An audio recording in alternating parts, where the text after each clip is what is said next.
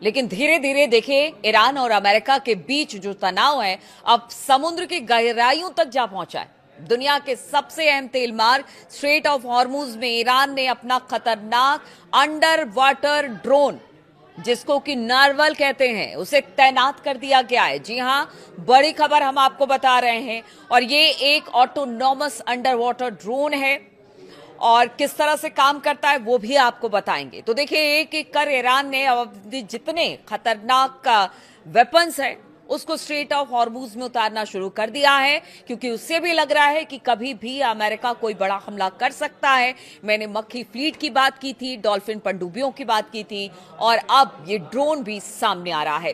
जहां IRGC ने संकेत दिए हैं कि एक चुपचाप हमला करने वाला हथियार है और यह हथियार पारंपरिक नौसैनिक युद्ध की परिभाषा बदल देगा। यानी जितने युद्ध अब तक हुए हैं उसमें ये गेम चेंजर साबित होगा। 8-9 मई आपको याद होगा 2026, इस बीच एक हमला हुआ था अमेरिकी जहाज पर, एक टकराव हुआ था ईरान और अमेरिका पर, और इसी ड्रोन नरवाल से एक हमला किया गया था। अमेरिकी विध्वंसक निशाना बनाया गया था, यानी कि डिस्ट्रॉयर को निशाना बनाया गया था, और ये ड्रोन अमेरिकी जहाज के सोलार सिस्टम को चकमा देकर उसके प्रोपेलर के बेहद करीब पहुंच जाता है और फिर उसमें फंसकर तकनीकी खराबी पैदा कर देता है। और ऐसा ही कुछ 8-9-2026 को भी हुआ था।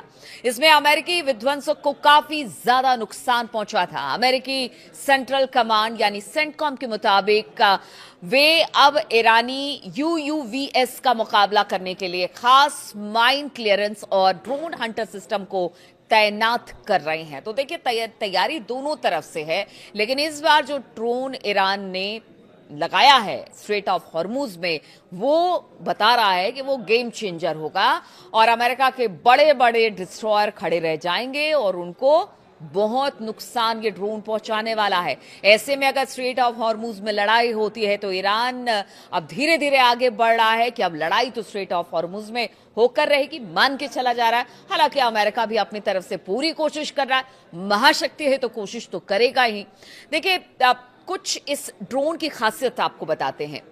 ये चुपचाप ऑपरेशन करता है, यानी कि ये जो ड्रोन है वो लिथियम आयन बैटरी से चलता है, जिसमें इंजन का शोर ना के बराबर होता है, और इसकी वजह से अमेरिकी नेवी के जो बड़े बड़े सोनार है उसे पकड़ पाने में विफल रहते हैं, यानी अक्षम रहते हैं, वो नहीं पकड़ पाते इस ड्रोन की, इतनी कम इसकी आवाज होती है।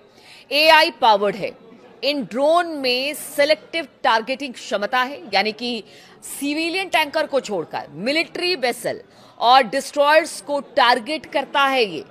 मतलब आप सोचिए कि इसका टारगेट भी इतना जबरदस्त, इतना सटीक है कि सीधे जहां पर इसे प्लांट किया जाता है ठीक वहीं पे जाके ये नुकसान पहुंचाता है।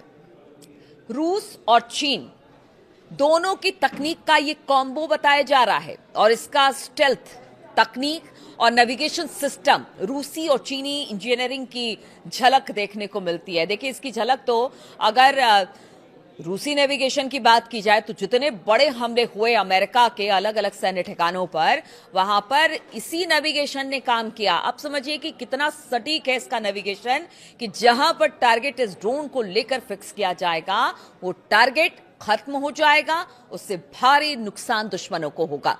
गहराई और रेंज की बात की जाए तो 300 मीटर की गहराई तक एक गोता लगा सकता है और घंटों तक समुद्र के नीचे घात लगाकर बैठ भी सकता है, यानी किसी को पता भी नहीं चलेगा ये कब अंदर गया, कब इसने दुश्मन के ठिकानों को या फिर दुश्मन के जहाजों को निशाना बनाया, किसी को पता नहीं चलेगा।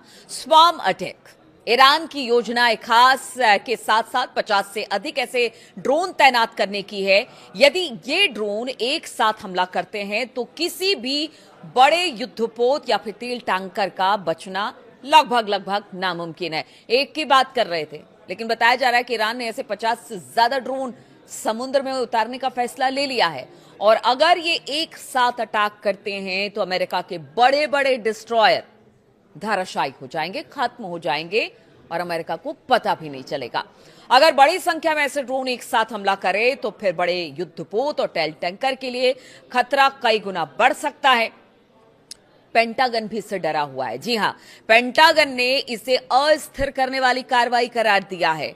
जब उन्हें पता चला कि ईरान इस तरह के ड्रोन को स्ट्रेट ऑफ हॉर्मुज में उतार रहा है, तो उन्होंने कहा कि वहां पर अस्थिरता पैदा करने की कोशिश ईरान कर रहा है, लेकिन ईरान तो कह रहा है कि बातचीत आप नहीं कर रहे हैं, खुल के युद्ध ही कर लीजिए। अगर युद्ध करने की बात हो रही है, तैयारियों की बात हो रही है, तो पेंटागन की तरफ से कहा जा रहा है कि वहां पर हालात को अस्थिर करने का प्रयास किया जा रहा है। तो आखिर ईरान करे क्या? अमेरिकी नौसेना ने इस क्षेत्र में अपने अंडर वाटर सर्विलांस को और ज्यादा बढ़ा दिया है और जवाबी कार्रवाई के लिए घातक रिमोट कंट्रोल सबमरीन तैनात किए हैं। वहीं ईरान का यह कदम यह साफ करता है कि अब सीधी सीधी लड़ाई के बजाय एक कह लीजिए कि एसिमेट्रिक वॉरफेयर पर भरोसा कर रहा है, जहां सस्ते ड्रोन करोड़ों डॉलर की युद्धपोतों को बेकार कर देगी। एसिमेट्रिक लड़ाई क्या होती है आपको बताते हैं। देखिए, जब एक दुश्मन बड़ा ताकतवर हो और दूसरा थोड़ा कमजोर हो, तो फिर किस तरह से लड़ाई लड़ी जाती है, उसी को एसिमेट्रिक वॉर कहते हैं। और यहां पर ईरान और अमेरिका के साथ भी यही हो रहा है। कहां तो बड़े बड़े डिस्ट्रॉयर और कहां इनके छोटे से ड्रोन या फिर मॉस्किटो फ्लीट, और वो आप देखिए किस तरह से हमला कर रहे हैं और जबरदस्त नुकसान पहुंचा रहे हैं अमेरिका को। तो आने वाले दिन हॉर्मुज की सुरक्षा के लिहाज से काफी संवेदनशील होने वाले हैं, और ऐसे में अगर एक एक करके हॉर्मुज को सेंटर बनाकर अमेरिका भी अगर यहां पर कुछ भी ऐसा करता है, तो फिर ईरान भी उसके लिए तैयार है। धीरे धीरे करके वो अपने बेड़े में एक के बाद एक, हॉर्मुज में अगर लड़ाई होती है तो उसके लिए उसने पूरी तैयारी कर ली है। हालांकि बताया यह भी जा रहा है, खबर यह भी मतलब निकलकर सामने आई है कि 40 देश जिस तरह से हॉर्मुज से तेल टैंकर नहीं निकल पा रहे हैं, वैसे में बहुत सारे देश ऐसे हैं जिनको इसका खामियाजा भुगतना पड़ रहा है। महंगाई अपने पूरे चरम पर है, हर एक देश ने अलर्ट जारी कर दिया है महंगाई को लेकर। अब ऐसे में 40 देश बताया जा रहा है कि हॉर्मुज की तरफ आगे बढ़ रहे हैं। ऑस्ट्रेलिया ने तो अपना एक डिस्ट्रॉयर देने की बात की है ईरान से लड़ने के लिए, ताकि हॉर्मुज को खुलवाया जा सके।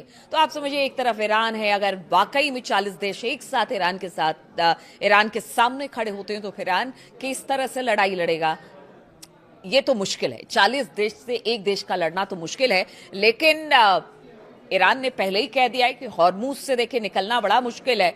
जब तक उनकी बातों को नहीं मान लिया जाएगा, किसी भी देश के जहाज बिना उनकी इजाजत के, बिना उनको भुगतान किए नहीं निकल सकते हैं। और अब तो कहते हैं कि जो भुगतान की राशि है वो ईरान और बढ़ाने जा रहा है। ऐसे में समझिए कि स्थिति और गंभीर हो जाएगी, समस्या और गंभीर हो जाएगी।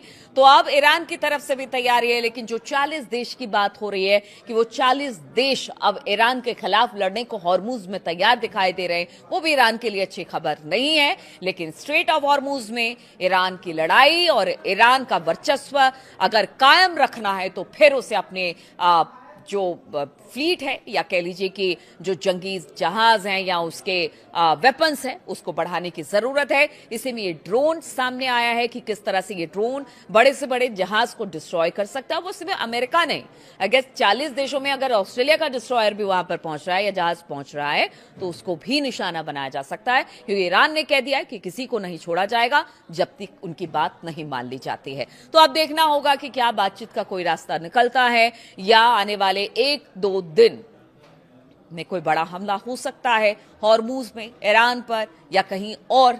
इस पर हमारी नजर बनी रहेगी। बहुत बहुत शुक्रिया मेरे साथ इस वीडियो में शामिल होने के लिए।